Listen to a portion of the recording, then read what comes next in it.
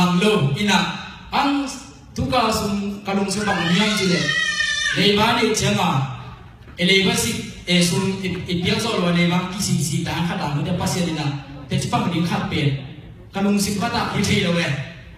ngai su su dina bang mo de bang ning chi khat ken sat ta za dina to bao esa ha nung de wina ken sat ye dina to pe na ham pe nili sum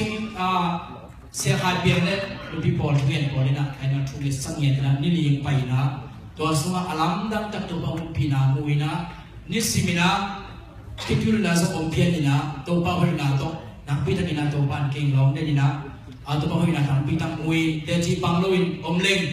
to pai na se ebe atu sim lo ki bang kai man na to te chi pang lo hi pang yang chi la abe sa ku mina ku ken na ke ma pen akaneo kasani school ka pa dina kung bawon pa kasapit ko hi asana hulung pai na gammang ki kina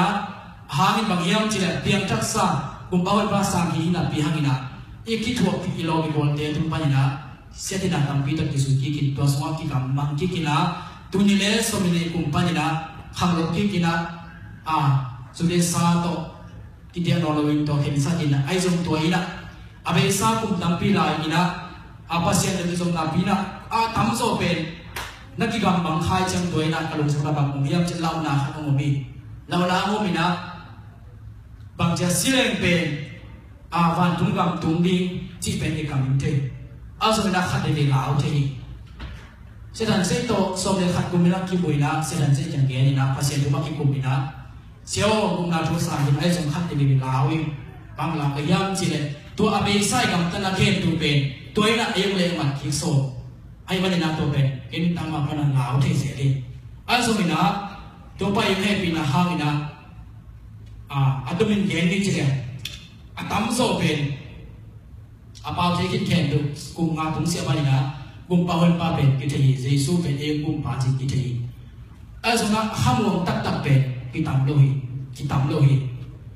hamon na be tupi na bahyam chile abe sa kum tampi ka law tu na ka thuet tuang pai wa thuet bulpi ka pula bulpi bahyam chile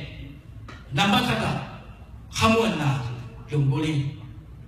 bahyam chile abe si wasi khokha de ma ka yang khat de to e kam tan la lui sa de na e pen le ma ki so je kum lao sa je na ai song tu na za ni ta li to pa na so ge dina ama so ko teknia dina thuge dina lumbuliam lumbul mai azong ki pama peso lo hi to pai na ke din ba wa sakina to ki pat ben kalong si para ba mo yang che law lo na khat su ta na khale ha sa na khat mai amen hallelujah to